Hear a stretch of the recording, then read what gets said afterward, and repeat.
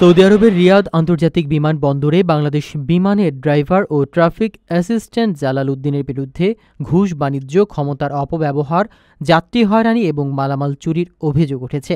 প্রবাসীরা বাংলাদেশ বিমানের বিভিন্ন দফতরে লিখিত অভিযোগ জমা দিয়েছে। অভিযোগে বলা হয়েছে, তিনি যাত্রীদের কাছ থেকে বোর্ডিং কার্ড পাওয়ার জন্য 2 থেকে 5,000 সৌদি রিয়াল পর্যন্ত ঘুষ আদায় করেন।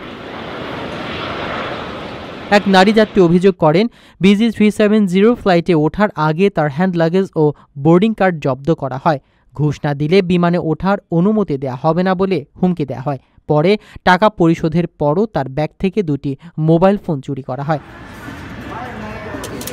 প্রবাসীরা অভিযোগ করেন, জালাল উদ্দিন নিয়োগপত্রের বাইরে দায়িত্ব পালন করছেন, কাউন্টারে বসে যাত্রীদের হেনস্থা ও অর্থ দাবি করছেন।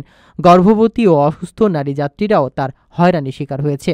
তারা 5 দফা দাবি করেছেন: অভিযুক্তকে চাকরিচ্যুত করা, স্বতন্ত্র তদন্ত কমিটি গঠন, অভিযোগ কেন্দ্র স্থাপন, কর্মীদের দায়িত্ব স্পষ্ট করা এবং সংশ্লিষ্ট চক্রে অন্যদের শনাক্ত করে শাস্তির দাবি নিশ্চিত করা।